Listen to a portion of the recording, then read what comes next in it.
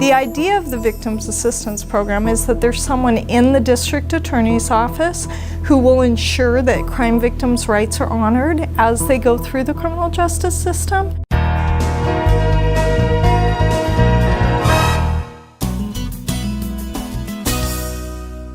Hello, I'm Bill Mance with Jackson County Close-Up. We're here today with Diane Hamilton, and she is the Director of Victims Assistance for the District Attorney's Office. And thank you, Diana, for spending time with us today. Thank you. Victim Assistance Program. Can you give us an overview? What is that you do?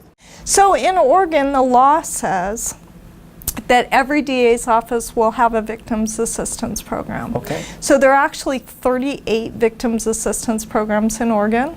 36 are in DA's offices and 2 are in city attorney's offices. The idea of the victims assistance program is that there's someone in the district attorney's office who will ensure that crime victims' rights are honored as they go through the criminal justice system. And we make sure that the victim understands the criminal justice process, because when you become a crime victim, you have no idea how the criminal justice system works in your particular location. Most people aren't familiar with the criminal justice system. And so we make sure that their rights are honored through the process, that victims understand what's going to happen through the process, and that we're a communication between the attorney and the victim.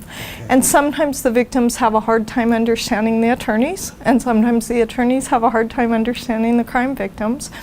And we do that go-between. Part of our function for the district attorney's office is we determine restitution in all the criminal cases. So we do that as well. And we go to court with crime victims every time they have to go to a court hearing. If they want an escort, someone from our office actually attends every court hearing with those crime victims to be with them for emotional support and to explain to them what's happening. Are you doing that as well? Do you actually go to court with some of the victims? I do. I carry caseloads. So all of my cases are people who have had someone in their family die, either through a murder or some other kind of homicide, like manslaughter, a car crash, DUI. So that's the caseload I carry. So I do that as well as the whole team here.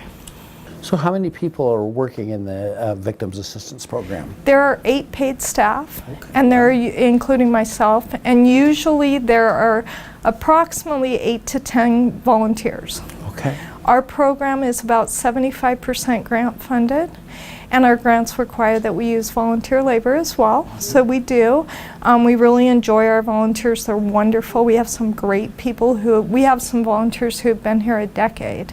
And we take a lot of students from Southern Oregon University and Rogue Community College who are trying to get a psychology or criminal justice degree. And then we have a lot of retired people who used to work in the criminal justice field, or people who are nurses. We have all sorts of retired people.